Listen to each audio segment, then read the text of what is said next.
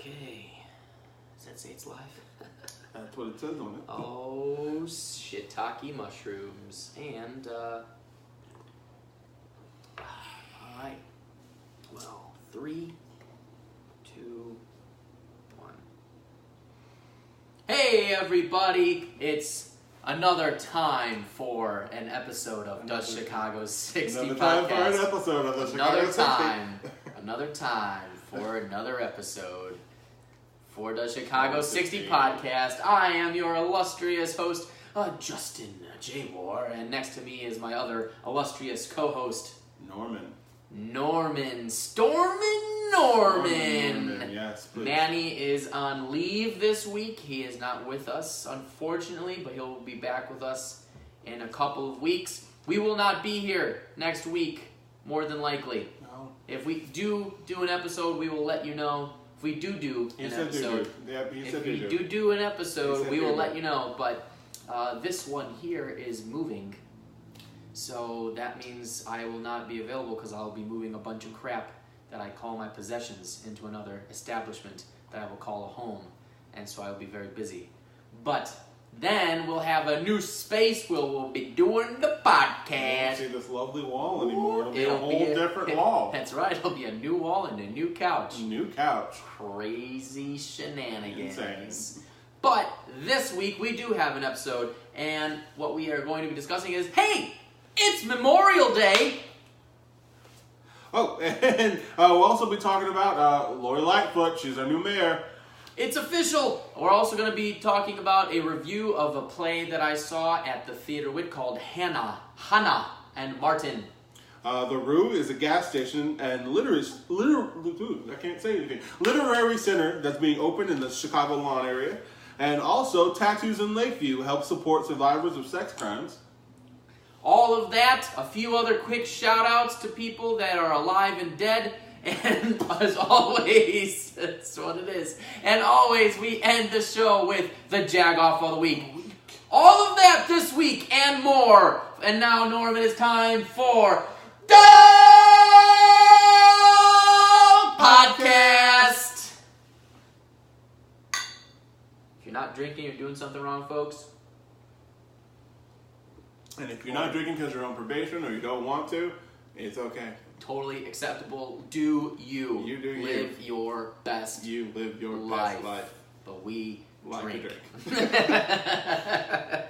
I love it. Okay, well, Norm, it is Memorial Day. It is Memorial today. Day. How about them apples? Oh, man. I will say that as an Army brat, Memorial Day is an important day for a lot of vets, those who have served, government employees, period. I mean, anyone who's fought or just been in the military in general, like, it's an important day to kind of honor those people who have fought for us and fought for our freedoms, fought for our country. Is also a day off of work, and that is really kind of a hard divide to hold. Yes. Because not only do, I respect all those who have served, but I also like to sleep in. Mm-hmm. So... Yes. Ooh. It's like, thanks, guys, for dying for us so that we get a day off. Yeah. It's like, if of all the people that should get a day off, it's probably them.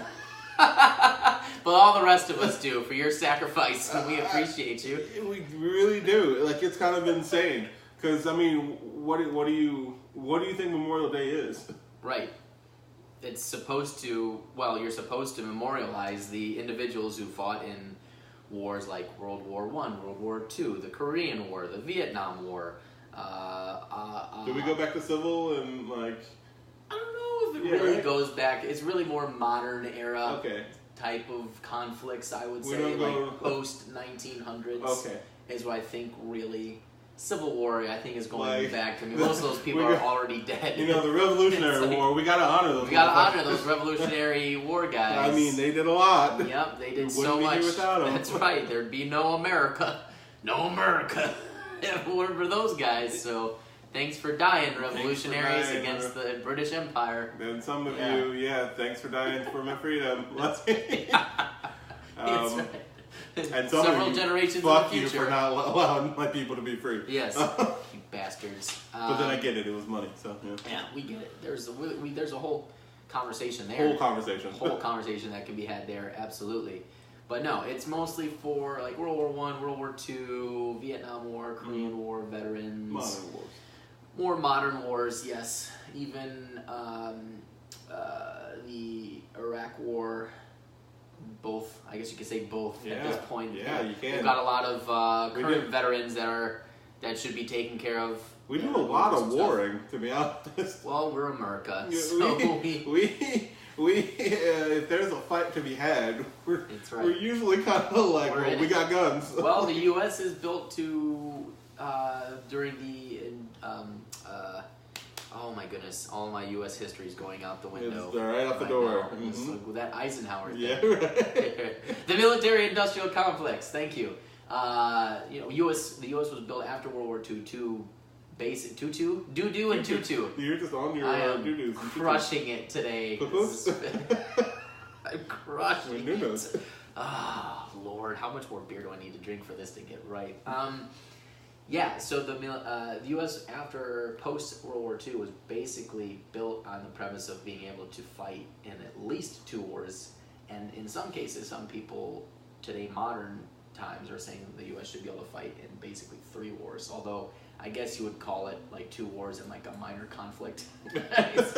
Like, do we really need to be involved in 3 wars? Yeah, I don't think so. I think that seems a bit excessive. You know? You don't need to see us in everything. Yeah, we don't want to see it. That's right, yeah. It's like there's just like that one person in an improv show who just keeps going into scenes, and you're like, can you stop? Let other people have a turn to be in a scene. Like, no, I'm so good. I'm in every scene. That's America. Like, don't get me wrong. Like, we're being Dwayne The Rock Johnson right now. Right. Like, we're in like every movie. Yeah. And nothing against Dwayne. I love fucking The Rock. He's the shit. Of course. And he's a hard worker, just like Americans are. But like, we don't have to do everything, do we? Right. Seriously. No, we do. We do, actually. We can take a day off, right? We get one day. But no, we have to do a lot of stuff around the world. Otherwise, this shit would be getting crazy. Very crazy, yeah. But what's interesting about this holiday, and what's worthwhile discussing, Norm, is the fact that a lot of the individuals we are supposed to be memorializing today are very soon not going to be with us. Mm-hmm. Very soon, within the next decade or so, I would say the remnants of the World War II veterans and whatnot will all pretty much be passed away. The Korean War was only about a decade or so after that, and Vietnam War was in the late 60s and early 70s, so those individuals will probably be around for quite a while. But that being said, there are less wars being fought with the modernization and technological advancements of modern warfare. There aren't the same type of conflicts as there were back in the early 1900s, and mid 1900s. So, and a lot of there aren't as many enlisted individuals.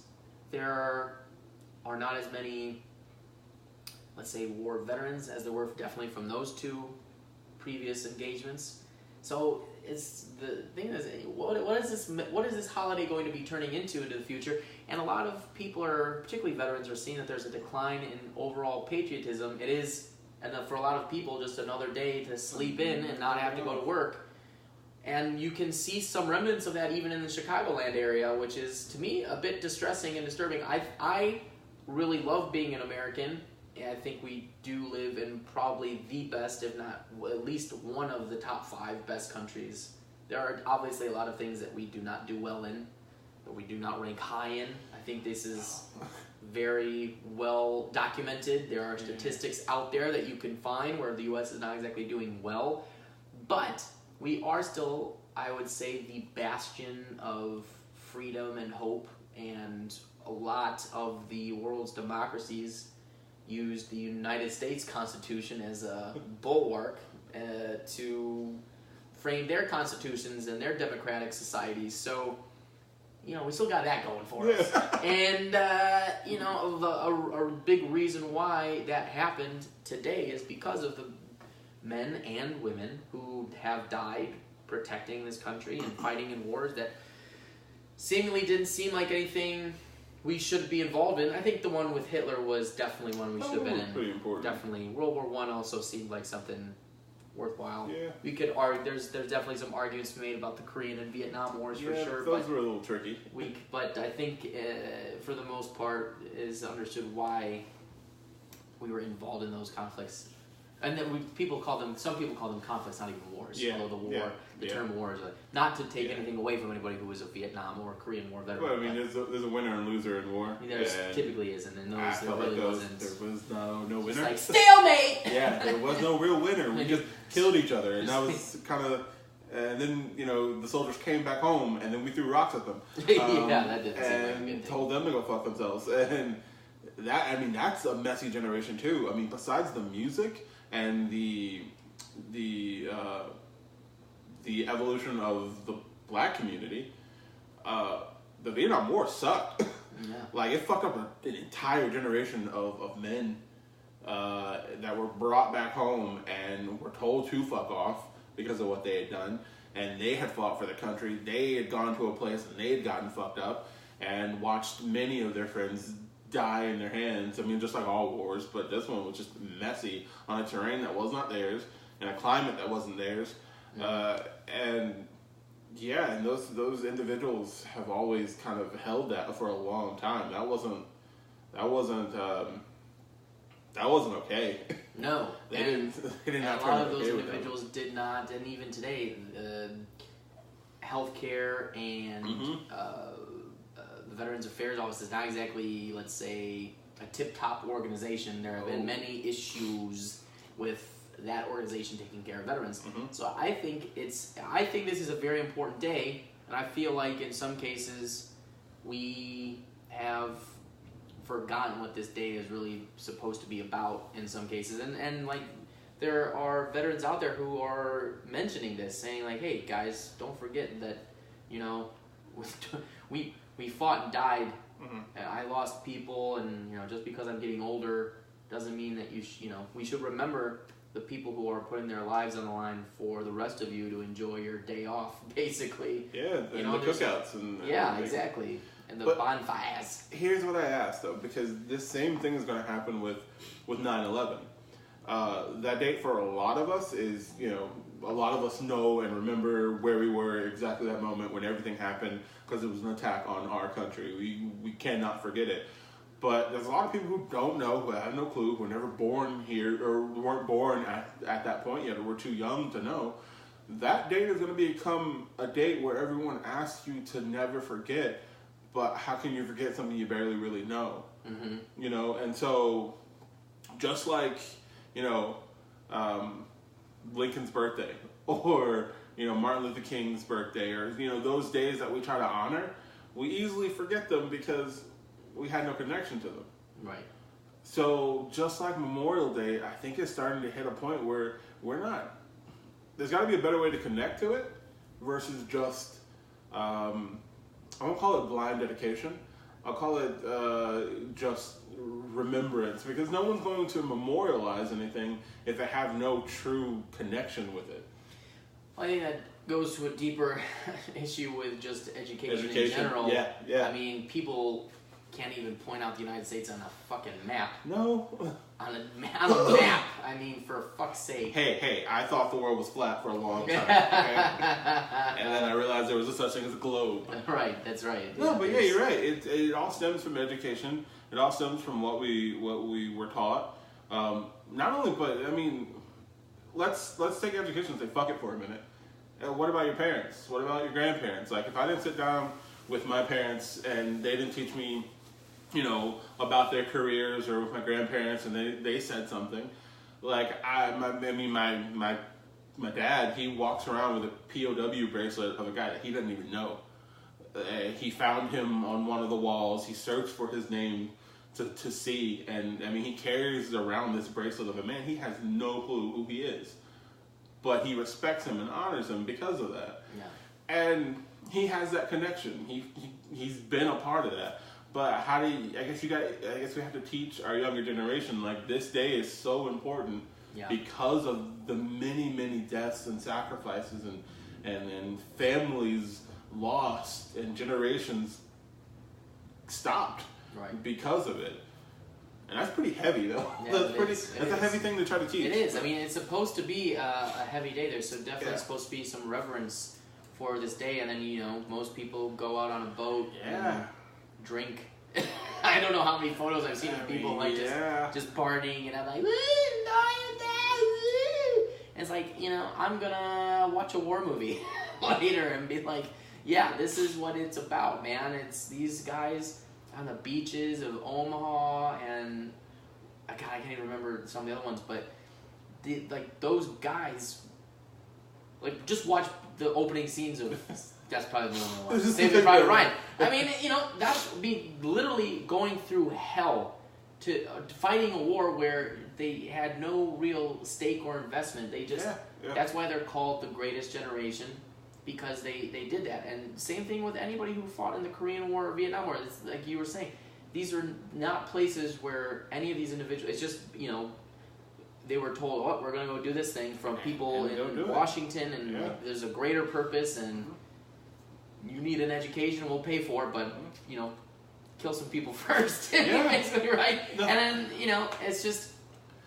But the amount of sacrifice it takes, I feel like that's something inherently lacking in our society today, where there isn't a whole lot of sacrifice going around. It's more instant gratification and what can somebody do for me now type of situation. And if we were to maybe take this day as an opportunity to instill some value of what previous generations had to do, it might make a lot of the people in our generation, us millennials, just to have a better understanding of what life is about and what it takes to progress through life. And I think it's pretty well exemplified and typified in these individuals.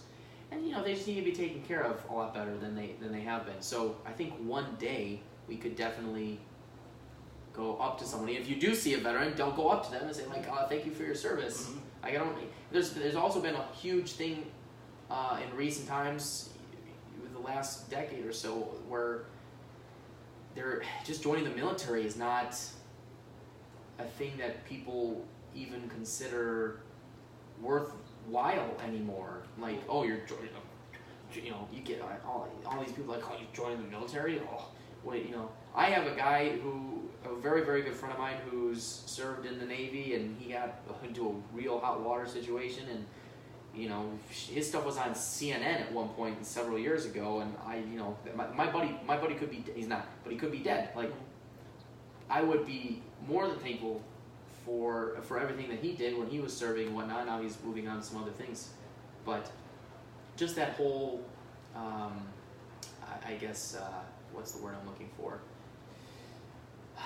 Stigma of going into the military now has it's lost its purpose and meaning and value and I don't think it's valuable for anybody, and particularly here in Chicago or anywhere. I mean, this is a blue collar city. Like, we had a lot of guys go over there and fight in these wars and whatnot. We're still a big metropolitan area with a lot of people from here went and fought. Like, there's a lot of veterans in Chicago. We should not be forgetting them. We should not make them feel less of a person because they're going off and doing something that they believe in, or that just believing. It's just, I guess, an overall sense of patriotism that I think is just being lost. And I guess we could discuss what does patriotism even mean nowadays. Yeah. But I still legitimately, inherently think there is a lack of patriotism going on in this country, and I think it's being typified in the fact that Memorial Day has kind of lost what it's supposed to be. I don't know how you feel about that. But. Well, I mean, to go on the idea of a lack of joining the military, I will say in recent years, from at least our time of growing up, it's been really strange because the military you would see promotional tools of like, do you want to go to college? Do you want to, join, like, look at this person jumping out of a plane. Look at this person running through rough terrain and doing all these cool things. Do you want to do that too? Because we can get you through college. We can do all these things for you. You need to come do us. Right. And we'll do for you. And it was very it was very like action movie joined because you can do all this stuff. And for me as a kid, watching my mom work her ass off in an office and then, you know, do PT and have to, you know, still, you know, like do the physical but also do a lot of the work and the paperwork. I think when I was younger, especially when the Iraq War started, I had a lot of friends who were just like ready to go over there and start shooting stuff up. Mm-hmm. And that was a really big issue in the South. And the real thing was like, don't think you're going to just jump straight into a firefight. Like, some of you won't make it that far. Yeah. There's a lot of work that goes into just being able to... Exactly. You know, Steve Rogers did make the cut, guys. Exactly. He needed to be injected with a bunch of stuff before he became Captain America. Exactly. All right? Like, it's not that simple, and it's not that easy, but then, you know, if you stay in, if you're really dedicated, you make a career out of it. A lot of people have made great careers out of it. But then, you know, in the end, how do we... Not everybody's able to make a career out of it, exactly. like some of those individuals. Some people get the shit end of the stick. Exactly, and how do we dedicate a day, but then also fuck over veterans with inadequate healthcare or, you know, retirement and shit like that? Like, how do we really honor anyone? That's why I gotta. That's a good word. Yeah, honor. I gotta really, personally. I hate the president on just the fact that this one minor fact alone that he can insult a veteran in McCain when he's like respect the flag or honor the flag, but then insult a veteran like McCain and say I like my prisoners of war who didn't get caught, or I like my vets who didn't get caught. Right. I like the fact that my dad carries around a fucking bracelet of a guy he never knew. Like, to me, that's disrespectful. But certainly is, and that was also a personal grudge match that he had. And McCain was not exactly a friend to Trump. No, and it shouldn't have gotten intertwined. He should have left that shit out. No, he should. But, yeah, that's a part. I mean, McCain is definitely, I think, anybody who knew him, an American hero. Regardless, it's not exactly easy being a POW in any war. There are plenty of movies about that out there. But and a lot of POWs did a lot of stuff for other POWs in the camps that were struggling, and they smuggled snuff in and stuff. So I mean, a lot of them tried to escape because that's what you're supposed to do. I mean, one of my favorite movies is The Great Escape with Steve McQueen.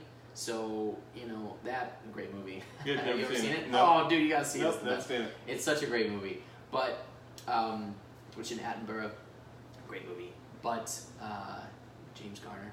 It's a great movie, Warren. Great movie. Just a great movie. Those are the three main guys.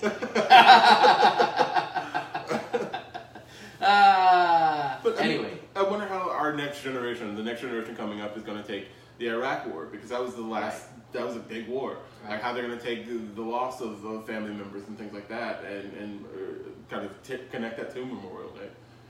Yeah, it'll be interesting to see, because, I mean, we definitely have let's you know, the stats are there, a very liberal millennial base who are, one could argue, being indoctrinated with an ideology that is contrary, or would the thoughts and ideas would definitely be counteractive to what being patriotic and supporting the military would suggest, where there's definitely a lot more people who are like very anti-war, which is not to say that war is a great thing or anything like that. Definitely staying out of war is a good thing. But for those individuals who do make a life choice to go into the military to protect those people, to even have the right to be able to not like them, I mean, that's a good point. I mean, that's what I think is something that's being lost on this day. I mean, I'm sure there's a parade or something around, but I mean, it's just, you know, I think it's just lost its overall meaning. There's something okay with saying, I'm an American, I'm very proud to be an American. Thank you, individuals, for allowing me to do whatever dumb shit I'm doing in this country, because we do have the greatest military force on the face of the planet. There are legitimate statistics where, one of my favorite ones is we have like 22 or 23 aircraft carriers.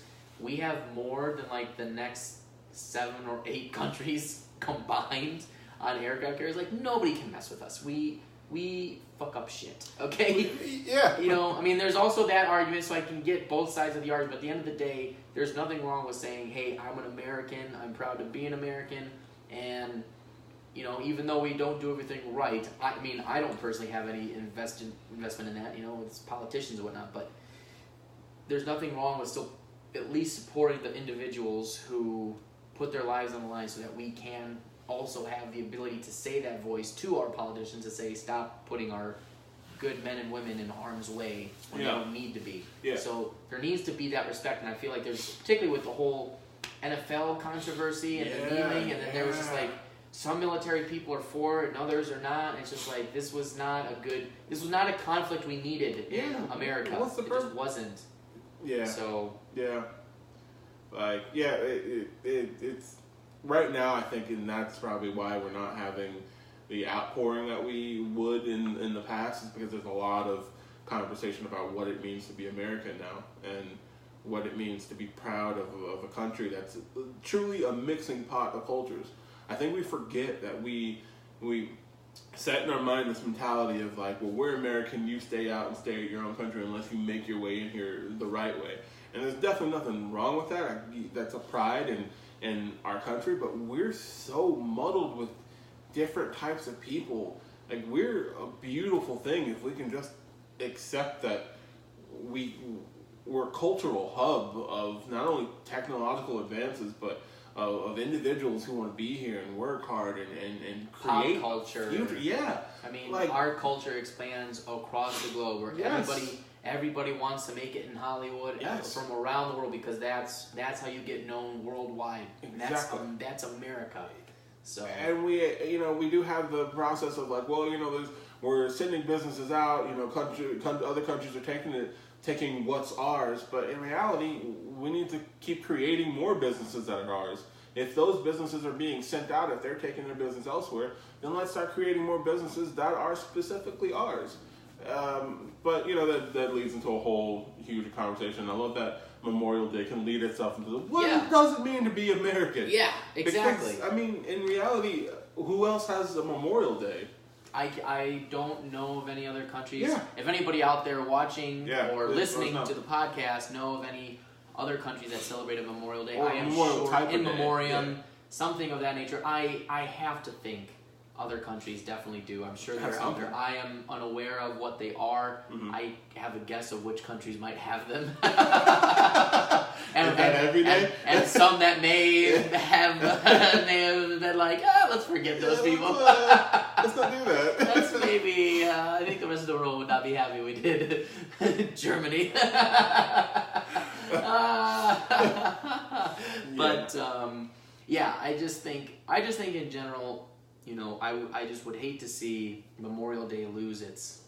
I just don't want Memorial Day to just be that extra day you get off, and then that's the only thing it means. It's like, Memorial Day. Oh, that's a day I get off of, and and then having a generation where it's like, why do we get to? If we get to a point where our kids, because probably would be our kids or our kids at some point have the moment where they go, why is this a holiday? Then we have lost all moral fiber and being. We have shit the bed. That is the end. I feel like days like this and other holidays like Martin Luther King Day and all those things, like these are days that are specifically meant for us to be introspective and reflect upon where we are today as a nation and as a country and as citizens of the greatest country in the world, and how do we continue to do that, because as you've mentioned, we are a melting pot of so many individuals, and the fact that we have made it this far and that we're doing this well, and not everywhere obviously, but in general, we are the only country that is as much of a success doing what we're doing and how we have been doing it for the period that we have. There's no other country in the world that can be where you can say that. And it's not been, it's been a bumpy ride.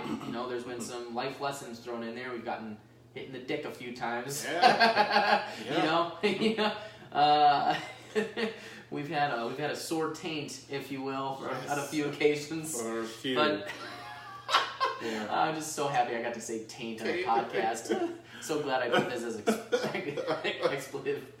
That's great. But explicit content on the Chicago 60 podcast. But here in Chicago, I think in general, I don't see a lot of American flags today. I don't see a lot of people out, and that used to be a thing in Chicago and in the United States in general, there used to be a pride about that. And maybe I've just not been outdoors enough to see it today. It's possible, but... Maybe we do shift it more to July 4th. Maybe all that kind of pride goes into that 4th weekend. You know, Blue Angels come out, you know, everyone's outside, it's warmer weather. Here specifically, I don't know about anywhere else. Should be meant for veterans today. Yeah. But like in general, giving respect to veterans who were there. But once those veterans are gone, and that's what people are saying. Once these World War II veterans, what is this day going to mean? And are we going to, as you suggested, give veterans of like the Iraq War the same type of reverence that we would give people who fought in World War II or the Korean or even the Vietnam War in some cases? And I don't know. And that's what's kind of scary and troubling. And I think that they all should, because it takes a lot of courage and sacrifice to go into the military and put your life on the line for all of us here in Chicago and all across the rest of the United States. People you don't know, doing something you probably don't want to be doing in a country you don't want to be in. Like, that takes a lot of courage, and regardless of what your political leanings or stances are, I think to give people respect for doing that regardless. Because if we didn't have a military, we didn't have those individuals, you know, things could be rough. So not even could be, definitely would be. Yeah. So anyway, good discussion on that.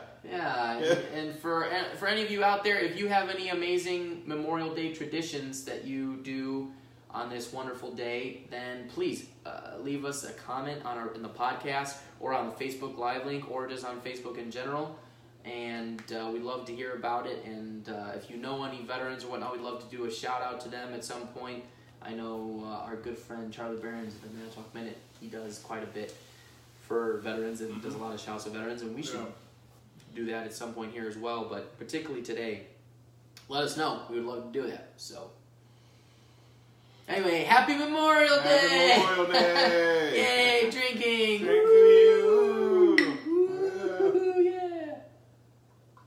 Cheers to the veterans. The veterans of Chicago. We gave you a nice shout out there, veterans, okay? The veterans. The veterans. You guys are the best, okay? Keep doing what you're doing and get together, get a drink, and have a good time. Alright. Alright, moving right along in utter news. Lori Lightfoot is mayor of Chicago. Lori Lightfoot is mayor of Chicago! Yes, an era. She's already fucking with shit.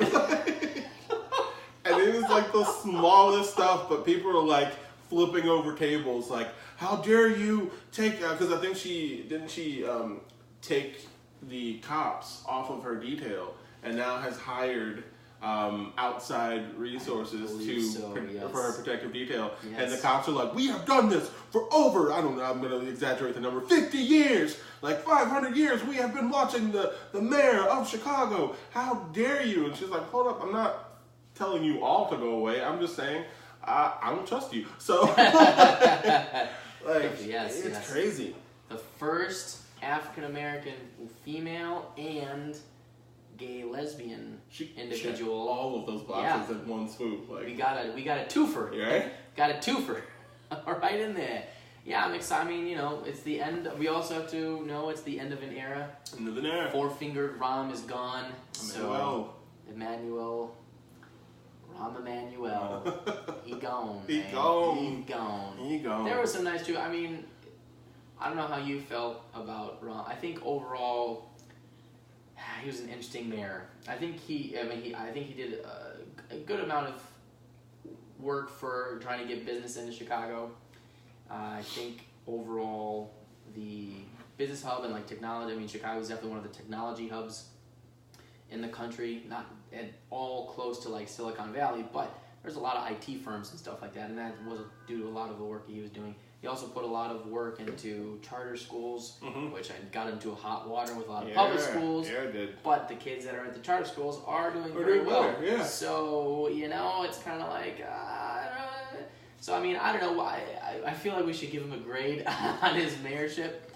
Out of 4 stars? Out of 4 stars, yeah. Out of 4 stars, how would we rate Rahm Emanuel's legacy as mayor of Chicago? Four-fingered Rahm. You know what? I gotta give him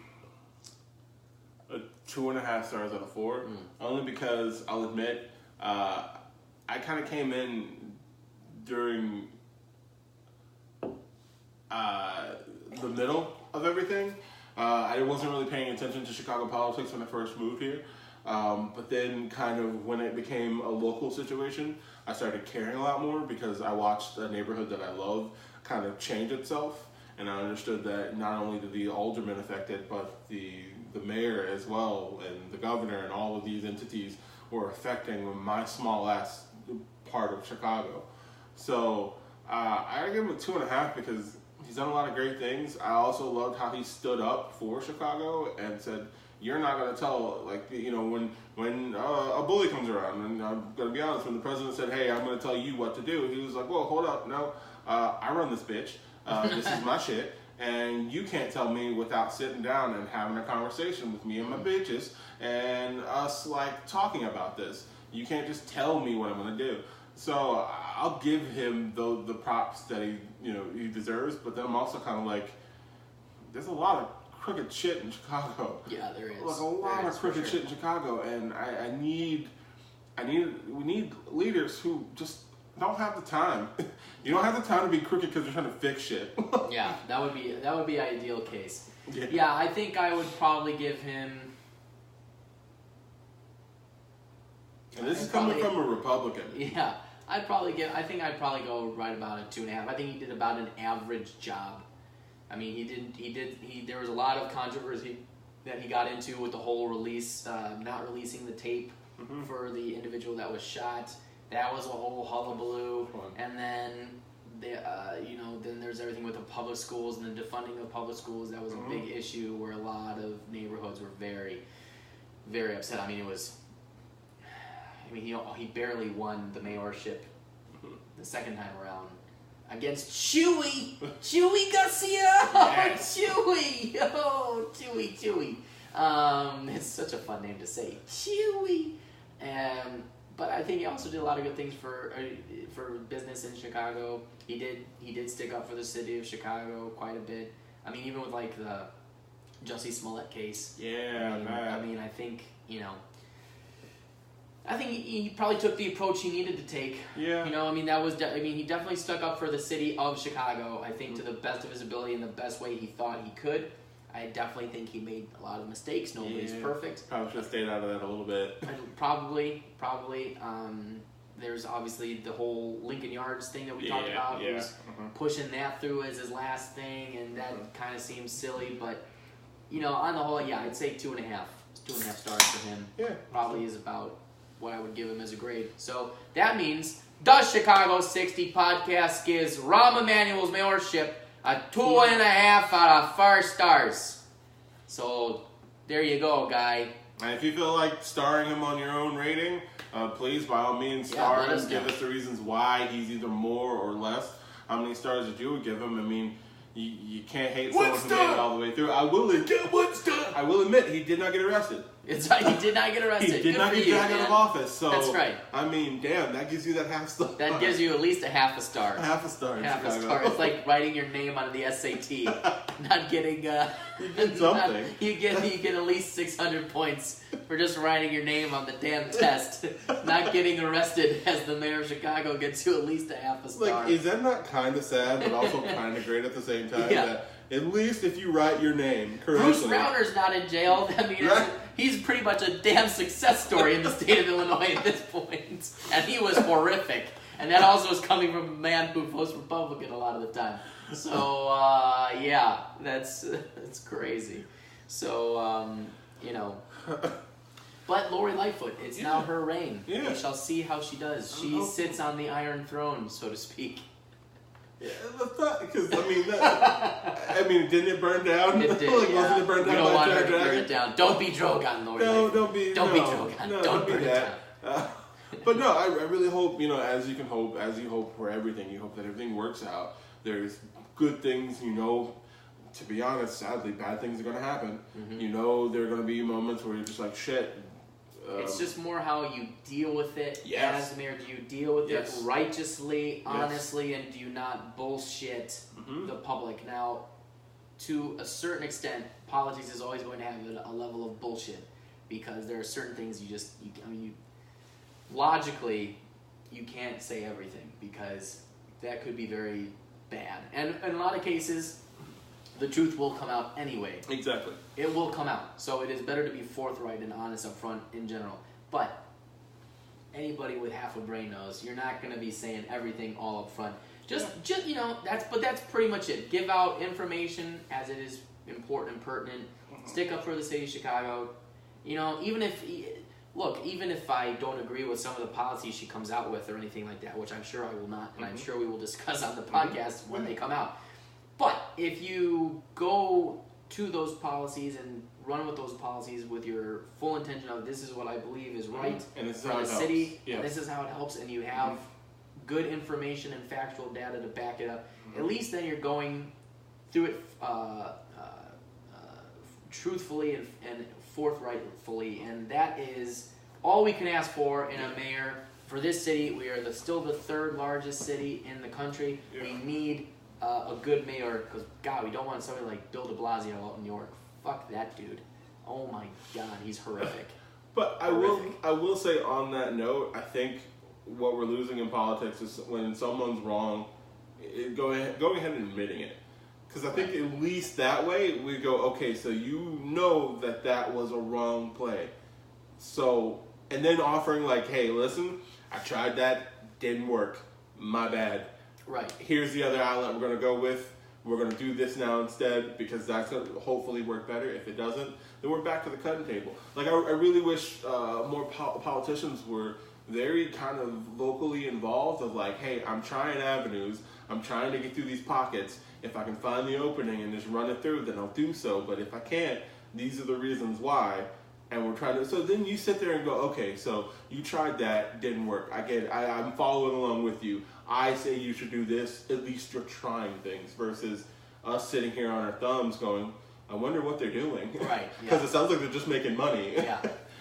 You want to not, in some cases, you want to not be hearing what's going on with the mayor, because then you were just, and then as you go through your daily life, I mean, we don't even know everything that's going on all the time. We listen to the stories, we look at the stories that we find the most interesting to talk about here.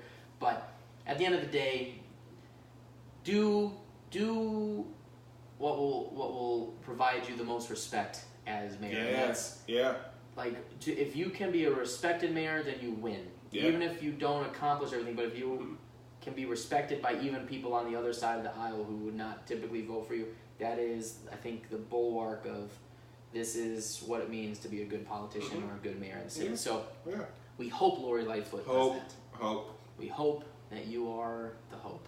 We hope that you're the hope. That your inexperience is not going to bring your downfall. Really hope. Really hope. But good luck to you, Lori Lightfoot. Good luck to you, Lori Lightfoot. We will definitely be talking about you, I'm sure, in the future. Now that you're official. You're our mayor. Yes. Yay. All right. Well, moving right along in other news, I have a play that I saw.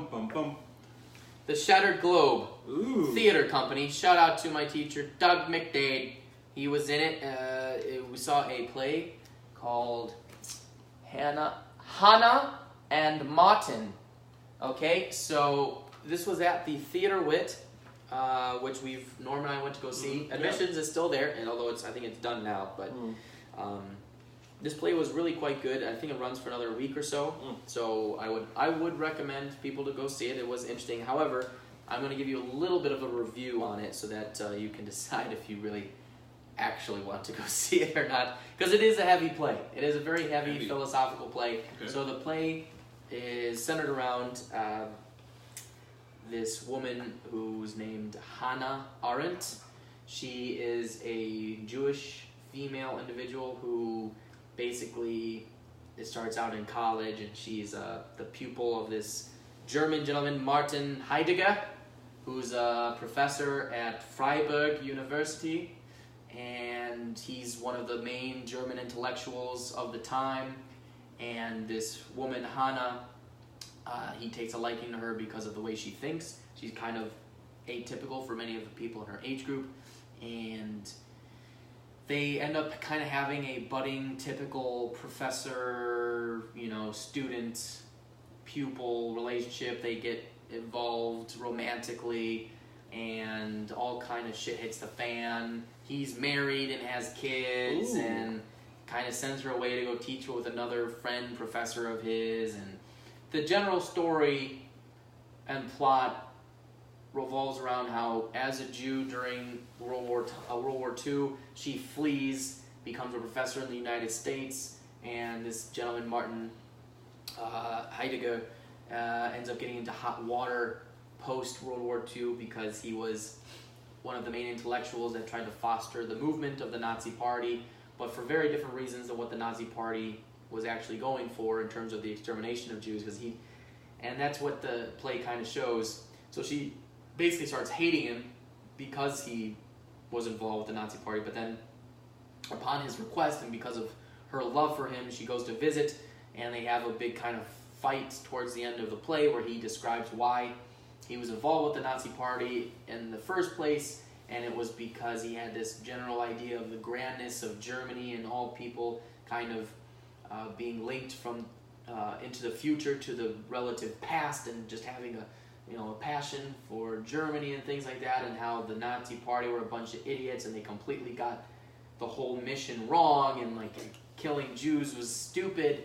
And he's like, I don't support any of this. I just wanted Germans to find an eclectic, kind of like patriotism, like we were talking about earlier. Like, just have some patriotism for who you are as a German individual. Wow. And she ends up after, because she had wrote scathing letters saying, don't let him teach anymore. He's clearly a bad individual. After speaking with her other professor that was her mentor. But then after speaking with him, she kind of reneges on that and decides, I'm going to write some letters to help him. So because he's still a brilliant individual who thinks in a way that would be beneficial to students to learn from.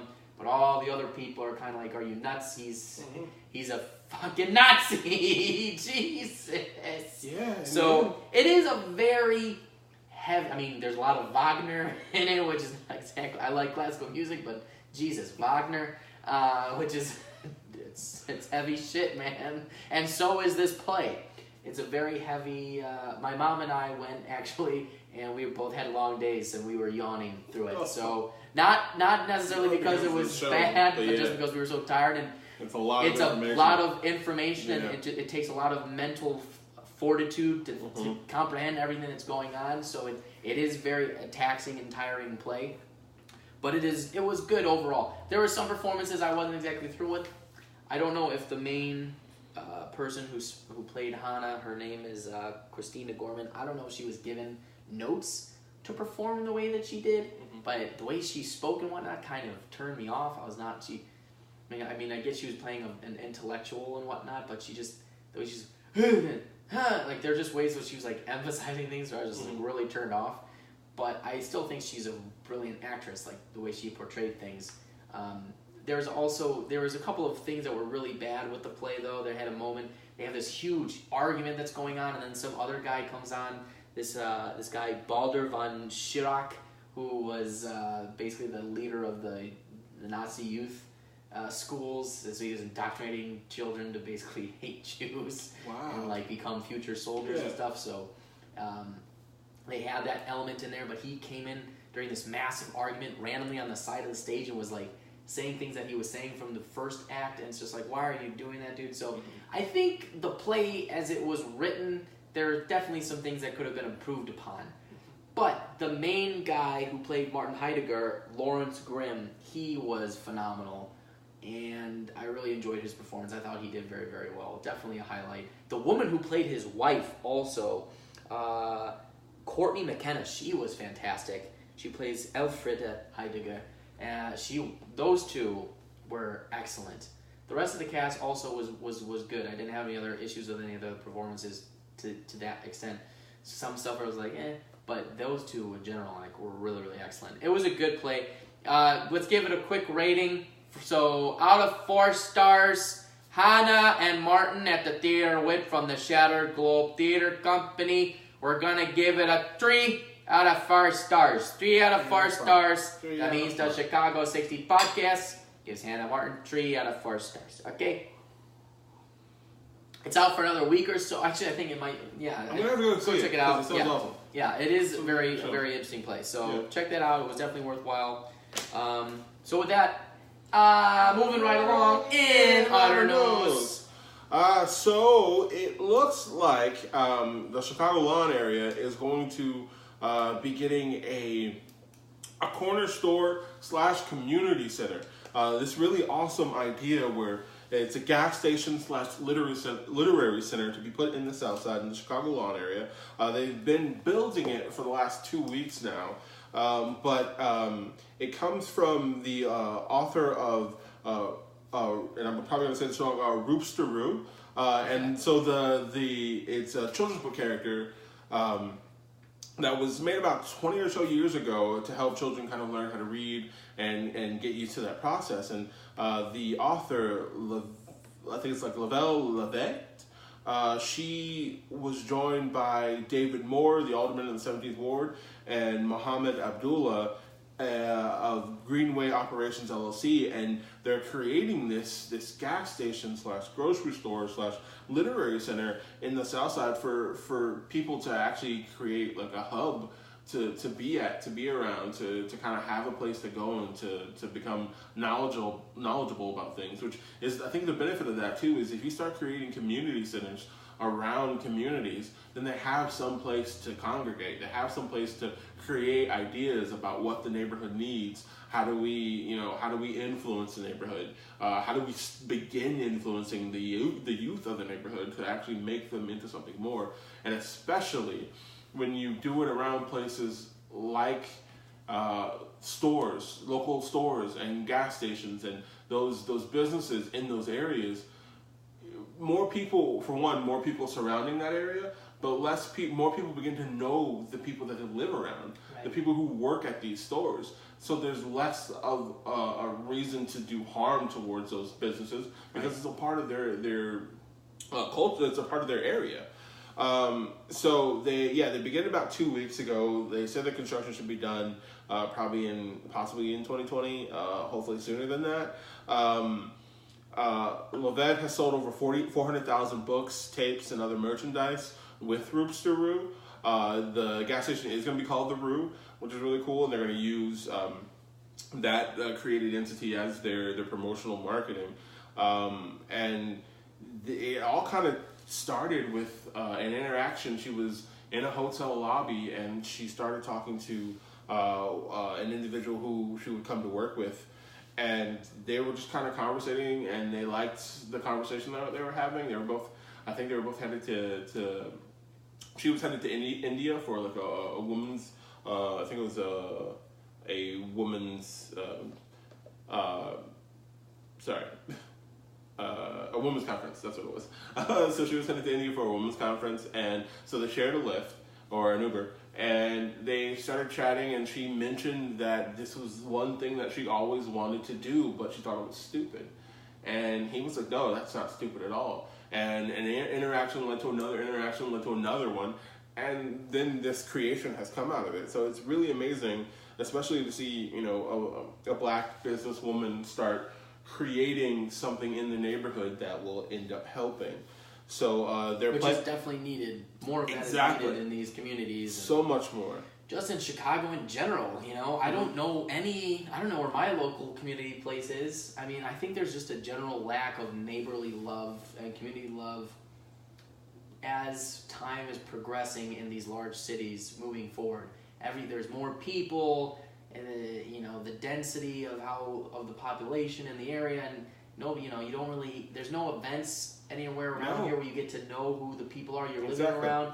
People are constantly moving season. People are constantly moving, so you don't really have any real affinity to really any of the neighborhoods you're at unless you literally buy a property there, because there's so many people coming in and out of the city of Chicago that you just lose those feelings of neighborhoodness that were so prevalent, I would say, years ago, decades ago, where you get to know the people and you'd help one another out, and that's truly lacking, I think, now. So,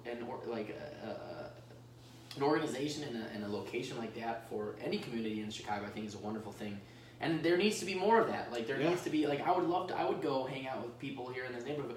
hell, people in my own building I haven't been able to even be neighborly with. It's ridiculous. I've met maybe 3 or 4 people from my building, and my building has enough units in it where half the time I'm like, does anyone actually live here? Right, yeah. Because I hear the noises, but do they really live here? Am I like the only third person who lives here?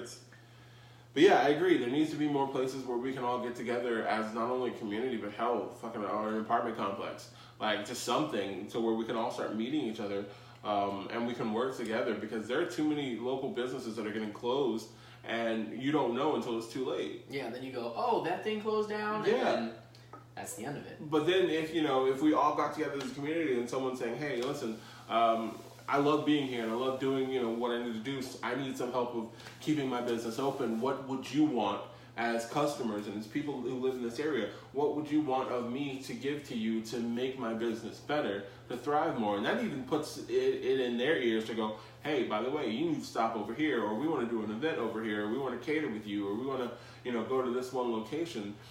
Just the idea of creating a literary center in a gas station, I think it's ingenious. I think the fact that it's a corner store, gas station, and literary center, so it's a hub now. It doesn't just have to be one thing. It can be everything for that community. Right. And they're trying to go open more. They're trying to actually open 6 more stores in the city and eventually go nationwide.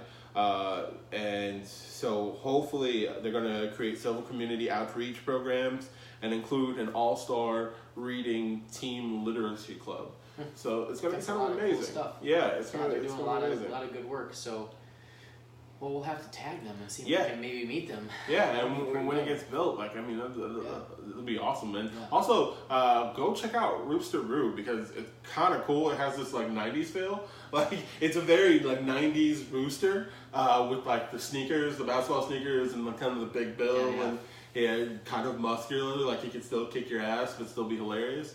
And there was also they mentioned that he had done a thing with Steve Harvey. It was Steve Harvey presents Rooster Brew, and it was a comic book about puns, and so it was an animated Steve Harvey, and it was very hilarious. Everybody loves an animated Steve Harvey. Oh yeah, exactly.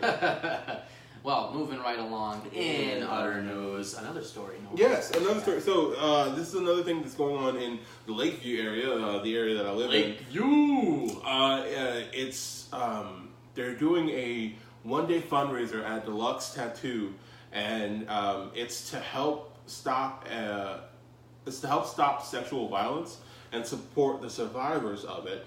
And so they're going to have I think it's $100 to $200 to come in for one day, get a variety of tattoos. There's hearts, roses, certain symbols, equality symbols, butterflies, things like that. Mostly small tattoos. Some say no means no.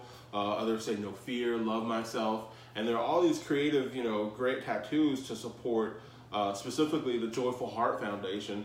And it's a fundraiser that changes how people respond to sexual assault and the violence, and help heal the survivors of that and help work through the process of healing. And so they have all these great tattoos. The all cost about $100 to $200, which as a person who has 2 tattoos, that's very cheap for good work. They're going to have at least 13 artists there, and I don't know if they're going to have different forms of artists, how some artists are good at one thing and others are good at different. Hopefully they have different styles of that version. I'm also assuming, I think they're going to specifically stick with those few templates, but what's a small tattoo that kind of says something inspirational and strong, and I bet more than likely if you were just planning on getting a tattoo anyway, you could get a great tattoo and still donate. That's definitely something you can do. The fundraiser is from noon to 8 p.m. June 9th at Deluxe Tattoo on West Irving Park Road. So if you're planning on getting a tattoo in the next week or so, and you've been thinking about ideas, or if you're just wanting to donate, I know they'll definitely take some donations and support survivors of sexual assaults and sexual violence, because it's necessary. It's important. It's very important. Yeah, absolutely. Well, we'll definitely need to throw that link in to the podcast, and if you're interested in it, you can read more about it, get down there, and we'll support it for sure, because that's definitely a worthy cause to support. I mean, sexual violence is no laughing matter, depending on the joke, as Ricky Gervais would say.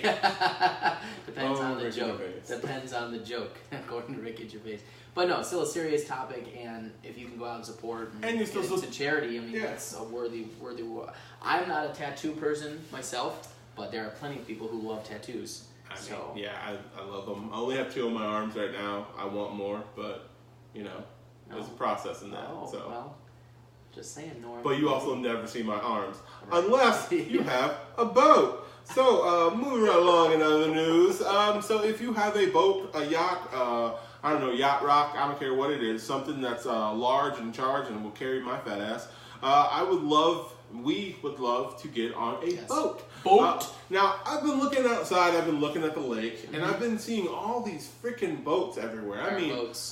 Boats everywhere. So everywhere. I know. Everyone in Chicago, there's someone here, there's someone there, there's somewhere everywhere that has a boat somewhere. That's right. And so, if you know a friend of a friend of a friend of a friend of a cousin who has a boat, let me know. Let us know. Please let us know. We'd love to get on that boat. We'll even, because we'll have a champagne bottle. Champagne. We'll have champagne. Champagne and Chopin. We'll play Chopin, the Polish pianist. Champagne, yes. But yeah, we've always wanted to break a bottle of champagne off a boat. But then the best part about it, eye figurines in the boat replica. In the bottle. Very intricate process. We'll go through the process just to do it. And we'll be there. We'll do the podcast on the boat if that's possible. Yes. And we'll definitely, please, if you know a friend of a friend of a friend of a cousin, message us. Let us know. I'll let you see my arm. Oh, shit. Arms up, plural. Oh, the guns are coming out, and that'd be Norm's arms. All right. Well, moving right along in other news. Quick shout out. Okay, it's time for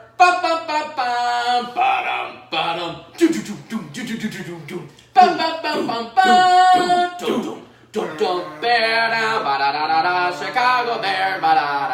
So the NFL has its 100th. Yeah, we're done. The NFL has its 100th season coming up, and the opening game is gonna be Thursday night for the Bears versus the Packers. Okay, and the Bears, celebrating 100 years of the Bears in the NFL, have put together a list of the top 100 Bears players of all time. And who topped the list, Norm? Do you know who? Who topped the list? I don't know. Who topped the list? Who topped the list? Who are you, Adam? I didn't know Adam Sandler came to visit. Who topped the list? No. I have no idea who topped the list at all. Our one and only famous, the people that we went to at their foundation event down at Rosati's in Lincolnville, or the hell that was. Pizza. It that was good fucking pizza. We will come back if invited. I've been told we will be invited. It's Walter Payton! Walter Payton, number 34, Sweetness. Shout out to Sweetness. And the Payton family. That is fantastic. I personally have no problem with that. Yeah, no. Dick Butkus was number 2. Don't have a problem with that either. I would definitely say they definitely should be the number 1 and number 2. But Walter Payton getting the credit he deserves once again. But he is the best player of all time. I think that is definitely true. So in one season he ran for over 2,000 yards. He had no offensive line. He had they had no quarterback. He basically got the Bears to the playoffs on his own. So the fact that I've seen a man with a tattoo of him, Walter Payton, on his leg that says Sweetness. Now, the fact that I'll reiterate that the fact that I saw a white man with a tattoo of a black man on his leg means he deserves definitely to be number 1. And he was just an amazing dude. Yeah. Also in general, his family is amazing. They have a foundation named after him. You talk to anybody and everybody about this man. It's not just that he was great on the field. He was great as a human being in general. So I think he is absolutely deserving of number 1. That is probably the least shocking thing I've ever seen. Dick Butkus being number 2 also. He's really great. Does a lot of good things for charity and whatnot. one of the best linebackers. The only thing on the list I wasn't very happy with, they didn't put Brian Urlacher in the top 10, and there's some people on this list that I don't even know, because I'm a younger Bears fan, so I don't know some other people who are on the list. But Sid Luckman is in there. I do know Sid Luckman. Which is funny, because Sid Luckman is number 6, but technically Jay Cutler is the greatest quarterback of all time for the Bears, because of just like in terms of passing. Wow. But he's number 85, which is also completely justified in my opinion. Because he's just a douchebag. But you also had to put him in there because he is technically the greatest quarterback in Bears history, except for Mitch Trubisky, who's going to overtake all of them. But yeah, I mean, you know, shout out to the Payton family and the Walter Payton Foundation, Walter and Connie Payton Foundation, and Brittany Payton and Jared Payton and all of them. Your dad was so awesome. And we miss him. I wish he was around, man. It would be cool for him to get this honor in person. I'm really surprised they didn't do like list 100 top Bears players of all time. There was just nothing but Walter Payton. Yeah, just Walter Payton. Like every time he fucking did great shit. Yeah. Well, the Bears have the most. Top Bears have the most Hall of Famers in Canton, Ohio. So I can't imagine. I don't know who all ended up putting together this list, but that is a hard list to put together because there's so many amazing Bears. I mean, Brian Urlacher not even in the top 10. I think that was a bit harsh. William the Fridge Perry was not even on the list. Really? I know. They actually on NBC Sports, Chicago NBC Sports and those were the three things. What was the biggest stiff? Jay Cutler, number 85, no Fridge, or Brian Urlacher snubbed out of the top 10. I have to say, the Fridge not even making the top 100. I mean, he's so iconic as well. Yeah, exactly. That's but nope, didn't make it. I mean, he really, I don't know, like career-wise, I don't think, other than that first season where he became the Fridge and like, you know, and there was the whole controversy of Ditka giving him the ball instead of Payton at the, you know, so there's a whole thing. But, well-deserved, Walter Payton. Mike Ditka is also on the list. He's in the top 10, I think, because not only as a player, is one of the best tight ends ever to play the game, but also as a coach. So it's a great list. Go check it out. You can go check it out at the Bears website. They got it up there. They've got a whole 100-year thing going on. And this coming weekend, we shall be there, is the Bears 100th year anniversary thingamajig. So we'll be there. So all the people out there, Patty and CBTC folks, and Bear Mysterio and Bearman, we'll probably see all guys there. Coming up, we'll be doing some live stuff, some live videos and stuff from there. So we're really excited about it. And to celebrate the amazing team, the best team, the monsters of the Midway, the Bears. Okay? So, I feel good. Yeah, it felt really good. Yeah. Mike Jaworski might make an appearance as well. Oh, hell yeah. He's my favorite. Mike Jaworski. Everybody loves Mike Jaworski. Mike Jaworski. Stop Bears. Stop Bears. A couple of quick last things before we get to the Jagoff of the week. Quick shout out to a couple of individuals that have died, some big sports icons, sticking with the sports theme here. Number one is Bill Buckner, who was the Cubs' first baseman for many, many years. And he's, of course, very famous because he was in that wonderful Red Sox-Mets game where he flubbed the right around the first base and just went, whoop, right to the leg, let's go. But he was a great first baseman for the Cubs, and he just died today, and it's very sad. He was, I mean, that one play is so iconic in sports history, not just baseball history, but sports history. It really impacted his life. It did. For the rest of his life. Like, he can't even be in New York. Like, people hate him.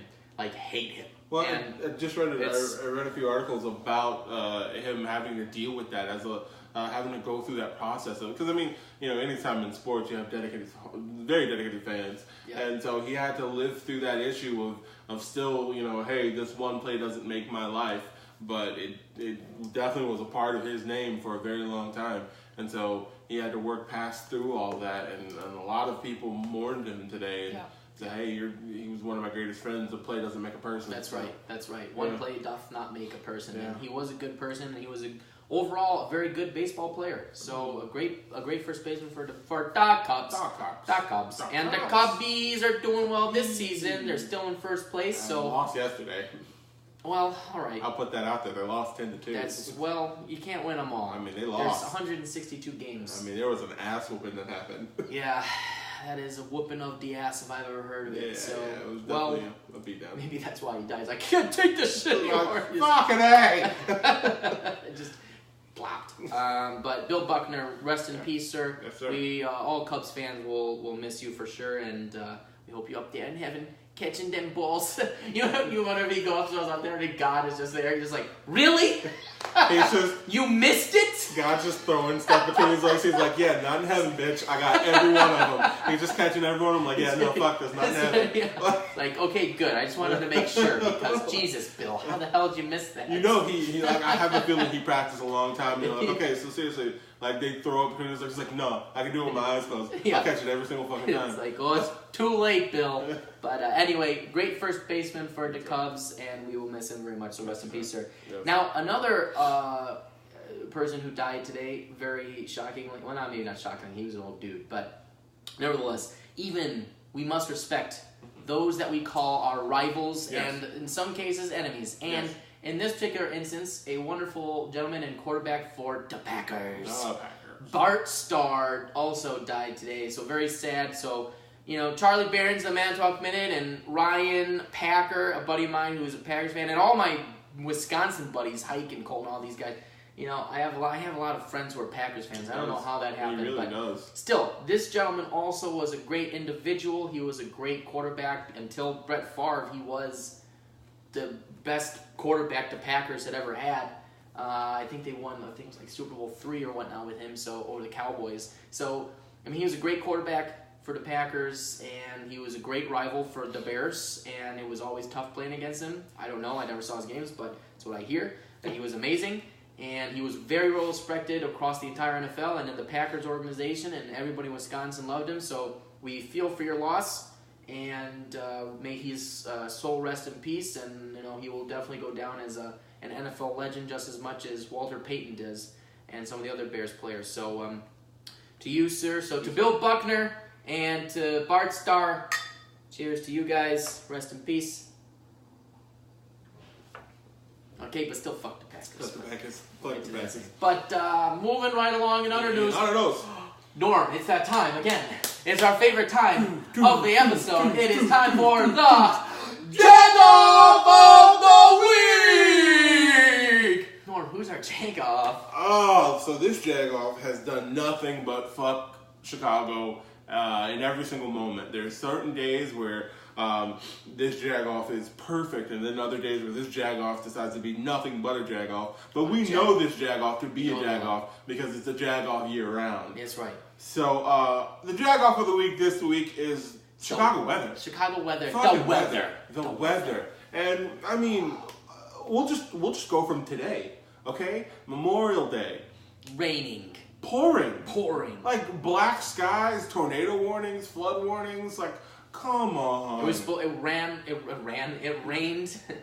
It rained so much. It's Emmanuel. Oh my God, the rain. It's Emmanueling all over the place. It's been Rahm Emmanueling himself all over the place. Damn it, Rahm, you're done. You're not man anymore. Stop pissing all over the city. No, but it's been raining the whole week. And now puberty is going to set in at some point.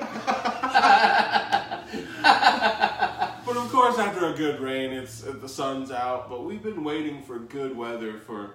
Just give us a couple of days. In April we didn't get our showers, and now we have them now. It's all May showers. What the fuck? That June better be fucking amazing weather. Fucking beautiful, but I have a feeling it's going to be like 90 degrees, 100-degree weather. It'll be what it is. And then we're going to go straight into winter. Yep. It's just winter is coming again. Coming again and never going away. But yeah, the weather. Come on, weather. Come on. Stop being a Jagoff weather. Give us some 70s weather, sunny days, okay? With some wind. I don't want to have to move to LA, okay, just to get nice weather. So stop being a Jagoff. Who wants to be in LA? Nobody. Nobody.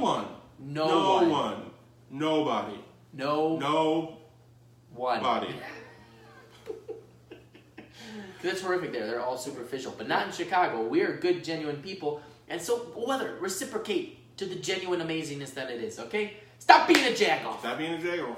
All right. Well, with that, that is another episode of the Chicago 60 podcast. We hope you all liked it. And if you did, please be sure to follow us on the Facebook at Chicago 60, SIXTY. That's at Chicago 60 spelled out the letter 60. You can also go to our Instagram page at Chicago_60. That's the actual number. Chicago_60.